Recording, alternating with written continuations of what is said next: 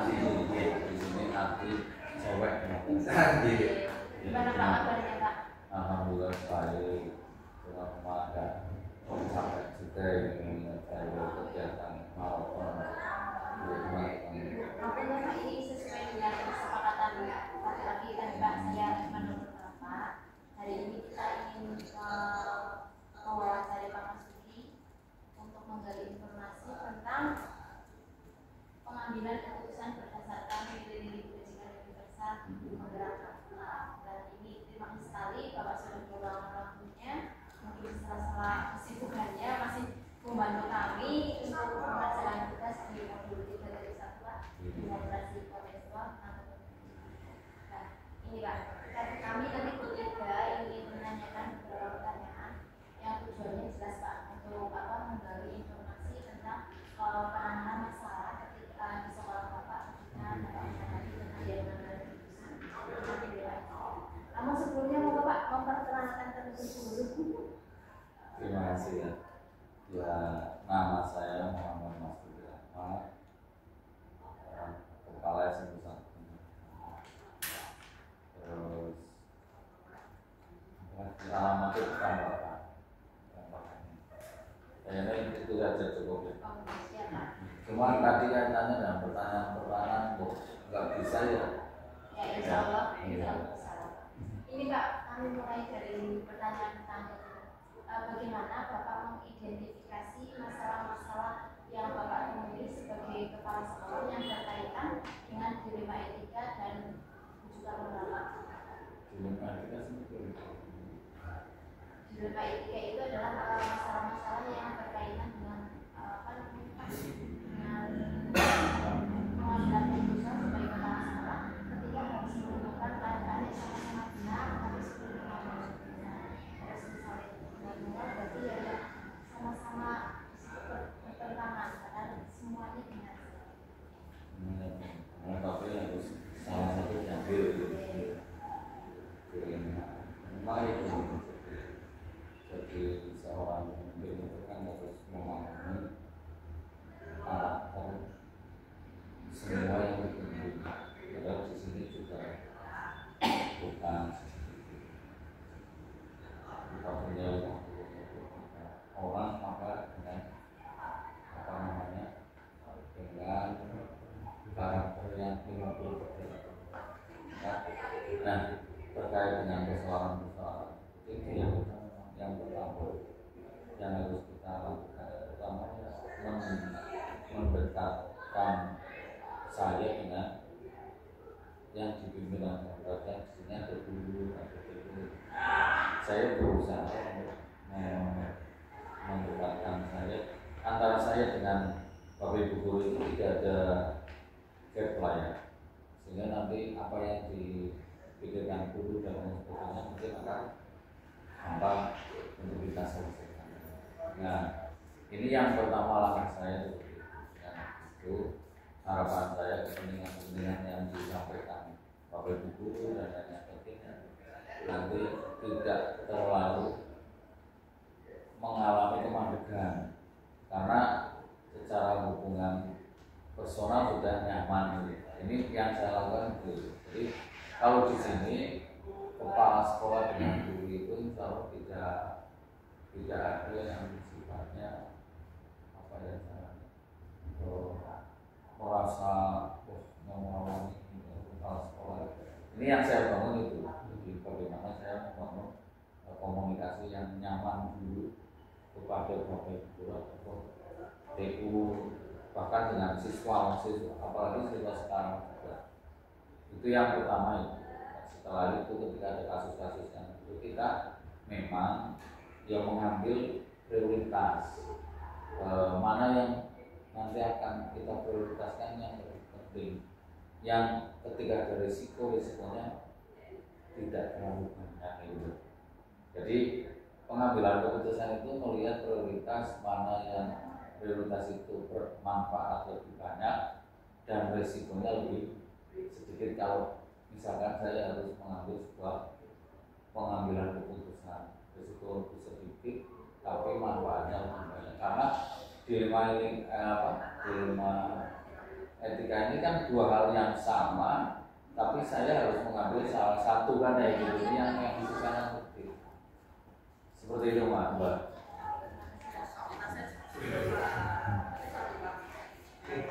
Yang dijawab Pak, selama ini selama menjadi manajemen atau kepala sekolah, bagaimana Bapak menjalankan pemanggilan jurusan di sekolah? Misalnya sekolah kan ada di sekolah negeri satu pendidikan, terutama untuk hal atau kasus-kasus yang dimana ada dua pimpinan yang sama-sama benar atau sama-sama mengandung nilai-nilai kebersihan.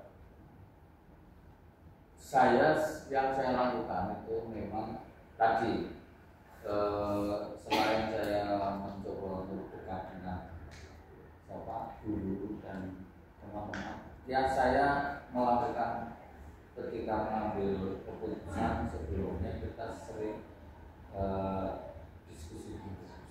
Jadi saya ingin menerima masukan-masukan dari Bapak Ibu, apalagi misalkan menyangkut personal itu kita minta masukan. Setelah ada masukan baru nanti kita akan mengambil keputusan begitu langkah-langkah yang saya lakukan. Jadi memang pengambilan keputusan itu kan butuh sekali pertimbangan seperti itu. Jadi maka langkahnya mencari masukan dulu, baru ketika masukan itu sudah cukup kita baru mengambil keputusan. Gitu Mas. Sudah di mengenai ini untuk kasus yang bersama, terus juga sama-sama juga terus sebenarnya saya tanyakan Pak, langkah atau prosedur yang seperti apa yang dengan Bapak sama ini terkait dengan ya pengambil keputusan berikutnya. Ya, jadi hampir sama jawaban saya gitu. Jadi kayak gini, saya mengutamakan musyawarah juga. Jadi kalau persoalannya kok masuk ke individu, saya biasanya lebih mudah wakil kepala sekolah. Kita udah wakil kepala sekolah dulu bagaimana terkait dengan kasus seperti ini. Baru nanti hasil dari kita masukan dari wakil kepala sekolah kita akan musyawarahkan. Baru nanti kita melakukan kasus misalkan kemarin ada kasus guru yang misalkan dengan siswa ada masalah gitu ya. Dan ini saya seperti itu. Jadi kita musyawarah. Iya, awalnya dimusyawarahkan dulu, tetapi tetap musyawarah ini juga tidak secara terbuka, apalagi kalau masalah-masalah yang sifatnya ariefan ya. Tapi kalau masalah-masalah yang sifatnya memang umum ya saya serahkan dengan PKS dulu, baru nanti kita mengambil langkah PKS, dapat standar gitu nanti.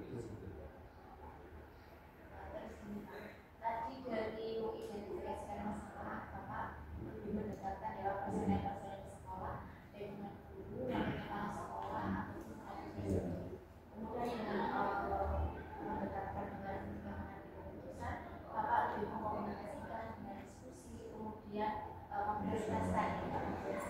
Terus ini Pak, dari langkah-langkah yang Bapak tempuh untuk mengatasi masalah dan pengambilan keputusan yang Pak dalam yang paling efektif yang mana Pak untuk mengambil keputusan dari tadi yang Bapak? Sebenarnya itu kan berurutan, tidak bisa ambil salah satu. Jadi mendekatkan diri kepada orang teman-teman itu kan dalam rangka misalkan ada masalah-masalah akan mudah tercerna gitu ya, atau yang akan mudah akan mudah tersolusi lah, karena kedekatannya kita kan sadar ketika orang itu sudah dekat ada masalah kan gampang disolusi. Tapi kalau belum atau misalkan terlalu jauh, itu masalah menjadi sulit dengan keterbukaan itu. Jadi saya tidak bisa mengambil satu kesimpulan ini yang paling efektif, ini yang paling efektif, tergantung situasi dan kondisi. Jadi tidak bisa yang paling efektif sekali ini yang paling efektif. Tapi lihat situasi dan kondisinya. Iya, jadi sangat kondisional. Misalkan persoalan itu sebenarnya ada sepele ya berarti paling enak ya kita langsung kepada pohon. Tapi kalau mencakup persoalannya paling kan bukan gitu. Bisa diartikan efektifnya adalah sesuai dengan masalah. Iya, situasi dan kondisi. Oke, baik Pak. Selanjutnya ini dalam mengambil keputusan untuk terhadap kasus-kasus dari PTK yang pernah terjadi, baik itu kasusnya suatu dibilang ringan, sedang bahkan bisa dibilang berat. Kan pasti ada penanganan sendiri ya. Dan dari disampaikan kami ini untuk tiga untuk mengenai karakter yang masing-masing. Mungkin bisa disampaikan tantangan seperti apa yang harus dialami Ya, karena ini dari karakter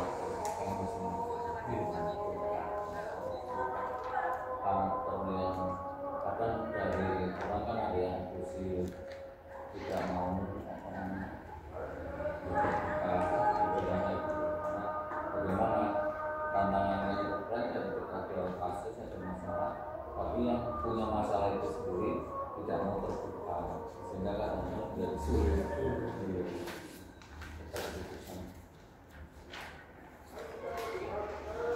Selanjutnya Pak, apakah dalam penyelesaian kasus dalam dunia kita ini Pak Dina punya dalil tertentu atau pada saat ada kasus problematika itu langsung dialihkan?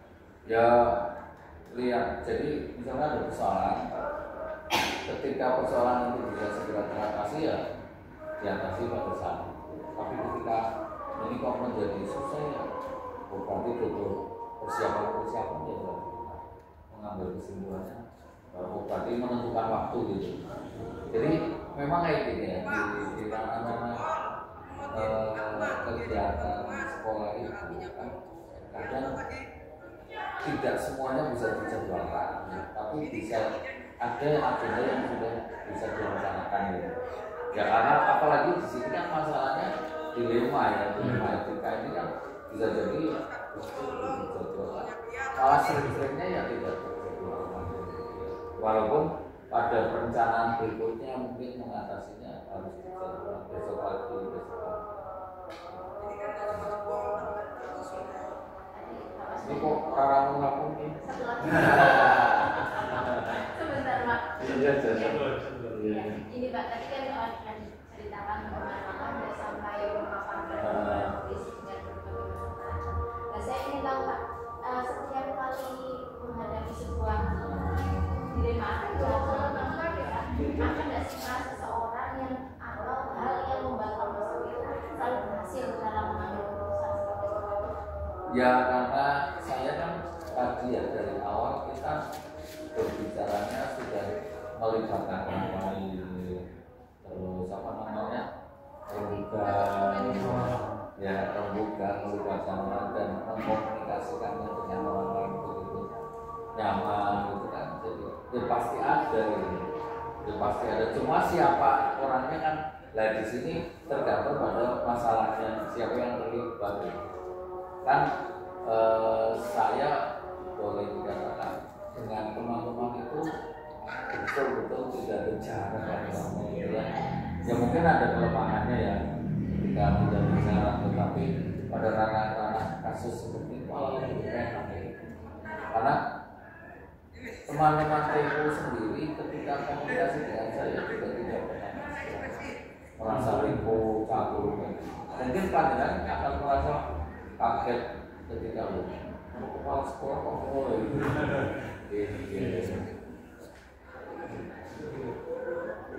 yang terakhir Pak. Jadi dari semua yang telah Pak Sudi sampaikan tadi dari edukasi, kemudian pengambil keputusan dari pengelolaan dari pembelajaran apa yang Bapak petik dari pengalaman Bapak dalam mengambil perusahaan ini? Ya, yang memang jadi pemimpin itu kan paling sulit kan, ya paling sulit adalah kita menentukan hasil. Terus ada sesuatu yang di luar rencana, itu yang ini nanti dengan calon-calon kepala sekolah ya. Dia nanti di sini ya pembelajaran yang paling penting memang satu, kita butuh apa RPA ternyata terus yang kedua bagaimana kita bersikap dan bijak itu kan tidak mudah.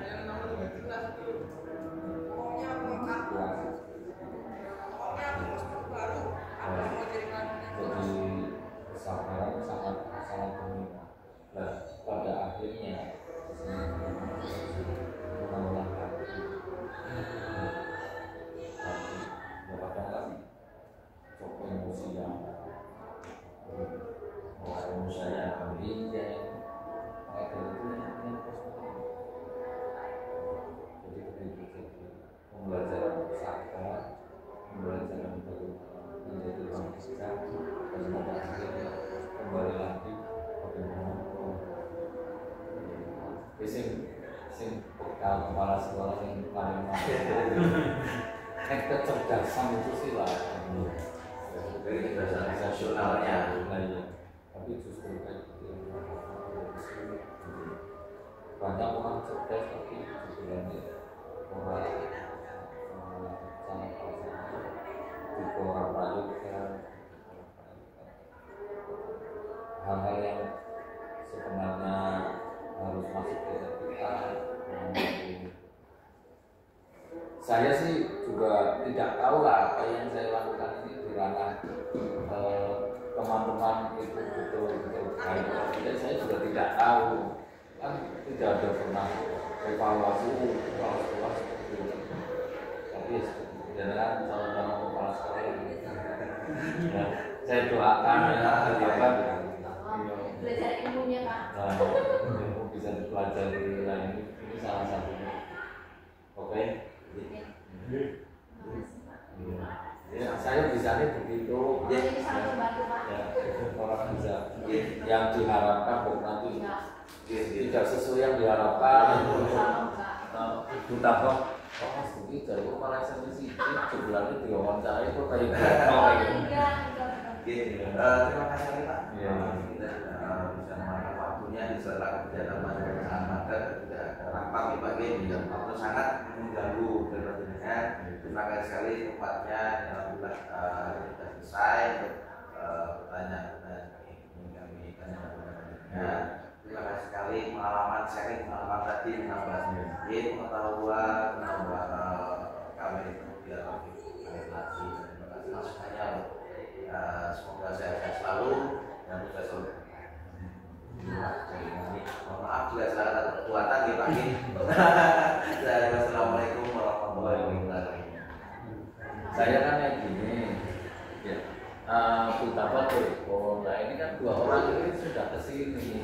Kalau yang Bu Neneng tadi terus yang Bu Ari itu kan alumni yang terpraktik di sini di Jalan DSPL itu. Dan ini ngomong makanya sudah akrab ya. Ternyata jenengan yo sisan gawe lah ya. Waktu guru saya CGP juga seperti itu. Jadi saya nulis biasa gitu. Cuma jawabannya yang bisa jadi beda ya. Orang yang orang tahu ngapalan jawaban. Ya orang mengalami banget.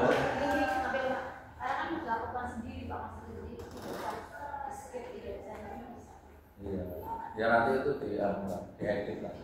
Stop ya. Stop.